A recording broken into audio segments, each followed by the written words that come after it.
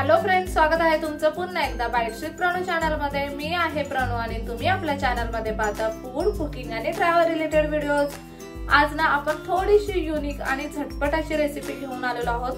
तसं म्हटलं तर आपल्या सगळ्याच रेसिपी अगदी झटपट असतात। आज थोडीशी युनिक आणि चमचमीत अशी रेसिपी आपण घेऊन आलेलो आहोत आणि ती म्हणजे दुधी भोपळ्याचे काप। अगदी सोप्या पद्धतीने हे काप बनतात, खायला अगदी अप्रतिम लागतात। आजपर्यंत कधी तुम्ही दुधी भोपळ्याचे काप खाल्ले नसतील तर आज ही रेसिपी नक्की बघा आणि घरी तुम्ही दुधी भोपळ्याचे काप नक्कीच करा। चला तर मग अजिबात उशीर न करता लगेचच रेसिपीला सुरुवात करूयात। दुधी भोपळ्याचे काप बनवण्यासाठी सगळ्यात महत्त्वाचा लागणारा इन्ग्रेडियंट म्हणजे हा दुधी भोपळा। अशा पद्धतीने हा दुधी भोपळा आपण घेतलेला आहे। याच्यात आपल्याला स्लाइस करून घ्यायचे। आता याच्यातला ना अर्धाच दुधी भोपळा आपण घेणार आहोत, कारण की अगदी पातळ पातळ असे स्लाइस करायचे दुधी भोपळ्याचे आपल्याला। आधी ना सगळ्यात पहिल्यांदा हा दुधी भोपळा आपण सोलून घेऊया। तुम्ही जर दुधी भोपळ्याचे काप करणार असाल ना तर खूप कमी दुधी भोपळा लागतो। अगदी चतकोर इतका दुधी भोपळा आपण घेतलेला आहे, कारण दुधी भोपळ्याचे काप करताना ना खूप कमी प्रमाणात दुधी भोपळा लागतो। आपण अगदी छोटे छोटे असे स्लाइस करणार आहोत दुधी भोपळ्याचे स्लाइसरने, त्याच्यामुळे आपण फक्त चतकोर इतका दुधी भोपळा घेतलाय। तो छान असा सोलून आपण घेतलेला आहे। आता लगेचच त्याचे आपल्याला स्लाइस करून घ्यायचे। आता आपण हे स्लाइसर घेतलेला आहे आणि स्लाइसरच्या साहाय्याने आपल्याला दुधी भोपळ्याचे स्लाइस करून घ्यायचे। आपण जसे बटाट्याचे चिप्स करतो ना अगदी त्या पद्धतीने आपल्याला स्लाइसरने स्लाइस करून घ्यायचा आहे दुधी भोपळा। इथे तुम्ही पाहू शकता स्लाइसरने स्लाइस केल्यामुळे ना अशा पद्धतीचे छोटे छोटे पातळ असे स्लाइस आपल्याला भेटलेले आहेत, जेणेकरून काय होतं दुधी भोपळा अगदी छान असा शिजला जातो आणि त्याच्यामध्ये जे मसाल्याचे फ्लेवर आहेत ना ते छान उतरतात। आता हे सगळे स्लाइस ना आपण असं पसरवून घेऊया। त्याच्यावरतीच आपल्याला मसाले टाकायचे सगळे। इथे तुम्ही पाहू शकता दुधी भोपळ्याचे अगदी छान असे स्लाइस, पातळ पातळ असे स्लाइस आपण करून घेतलेत। आता ह्यांना आपल्याला मॅरिनेट करून घ्यायचंय लगेचच। इथे मी आता 1 चमचा लाल तिखट घेतलेला आहे आणि असं पसरून टाकायचे सगळे मसाले टाकताना याच्यावर। त्यानंतर पाव चमचा हळद घेतलेली आहे इथे। हा पाव चमचा गरम मसाला घेतलेला आहे।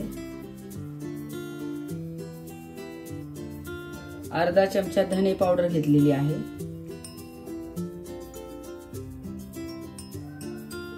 इथे चवीनुसार मीठ घेतले आपण।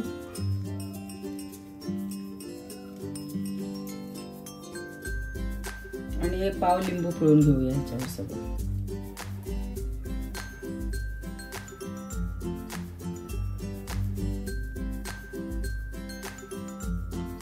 इथे आपण 1 चमचा कॉर्नफ्लॉवर घेतलेला आहे।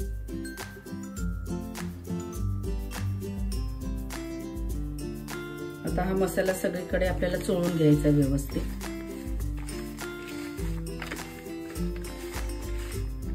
ते सगळं अगदी छान असं कापानं लागलं गेलं पाहिजे।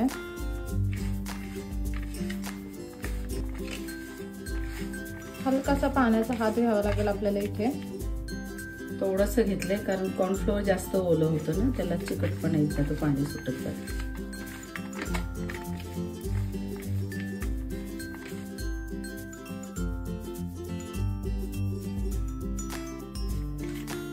छान असे काप आपण मॅरिनेट करून घेतलेत। आता ह्यांना ना मॅरिनेट होण्यासाठी साधारणतः 5 मिनिटच आपण ठेवणार आहोत, जास्त वेळ नाही ठेवायचंय।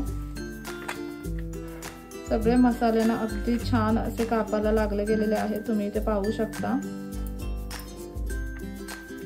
आता हे ना 5 मिनिट मॅरिनेट व्हायला आपण ठेवून देऊयात। त्याच्यानंतर यांना आपल्याला शॅलो फ्राय करायचंय।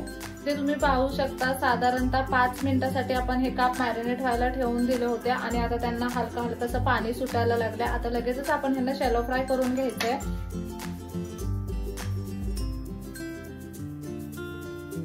इथे ना आता आपल्याला शॅलो फ्राय करून घ्यायचे भोपळ्याचे काप। त्याच्यासाठी सगळ्यात पहिल्यांदा तवा ठेवलाय, तव्यावरती तेल टाकूयात।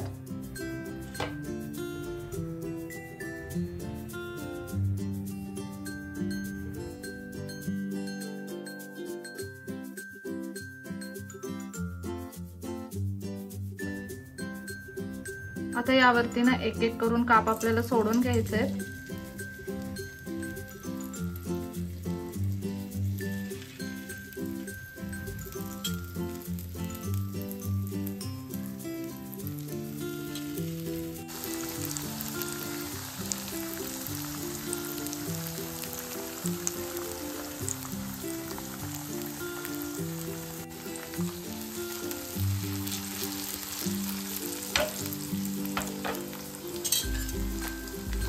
आता ना बारीक गॅसवरती हे काप आपल्याला फ्राय करून घ्यायचे, आलटून पलटून एका बाजूने अगदी छान असे फ्राय करून घेऊयात आधी, मग आपल्याला पलटून ते दुसऱ्या बाजूने पण फ्राय करून घ्यायचे।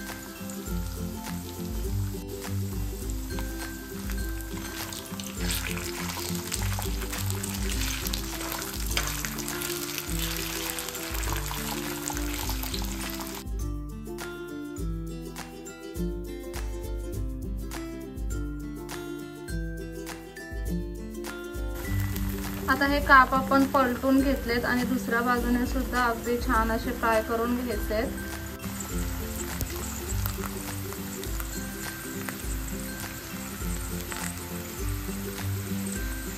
अशा पद्धतीने ना आता बारीक गॅसवरती हे काप आपल्याला आलटून पलटून अगदी छान असे फ्राय करून घ्यायचे। आणि इथे गॅस आपण एकदम बारीक असा ठेवलेला आहे, सतत आलटत पलटत राहायचे, कारण काप एकदम पातळ आहेत ना, त्याच्यामुळे ते अजिबात करपले नाही पाहिजे। तुम्ही जर थोडंसं दुर्लक्ष केलं तरी ते करपू शकतात, त्याच्यामुळे अगदी आलटून पलटून छान असे फ्राय करायचे, जेणेकरून ते कुरकुरीत सुद्धा होतील आणि करपणार सुद्धा नाही। इथे ना हे काप आता तयार झालेले आहेत, आपण त्यांना थोडंसं कुरकुरीत होण्यासाठी असंच तव्याच्या कडेला ठेवून दिलंय। आता दुसरे काप सुद्धा आपण इथेच फ्राय करून घेणार आहोत आणि हे अशाच तव्याच्या कडेला लावून ठेवले, जेणेकरून तेल नितळून जाईल आणि मस्त कुरकुरीत सुद्धा बनतील ते।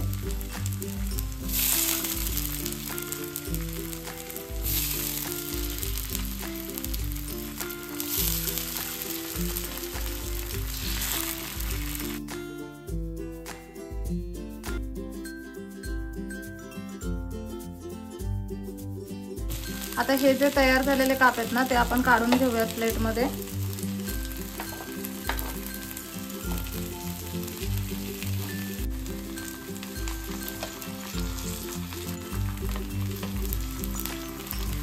आणि आता हे जे बाकीचे काप आहेत ते आपण फ्राय करून घेऊयात।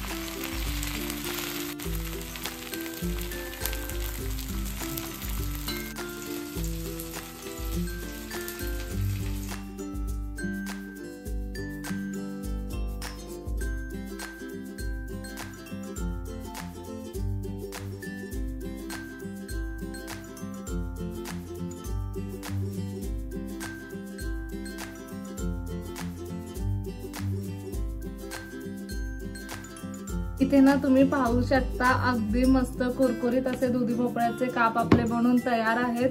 इतके सुंदर बनलेत ना, खूप छान दिसतात आणि सगळ्यात महत्त्वाचं म्हणजे कुरकुरीत बनलेत। मी तुम्हाला एक तोडून दाखवते, अगदी कुरकुरीत असे बनलेत आणि हे जे आपण पातळ पातळ स्लाइसेस केलेले ना, त्याच्यामुळे खूप छान वाटतात। हे खूप कुरकुरीत झालेत, एकदम छान झालेत। तुम्ही ना कितीही क्वांटिटी मध्ये बनवू शकता, कारण हे प्लेटभर एकच माणूस एका टायमिंगला बसून खाऊ शकतो, एवढे छान झालेत ते। आपण लगेचच टेस्ट करून बघूयात।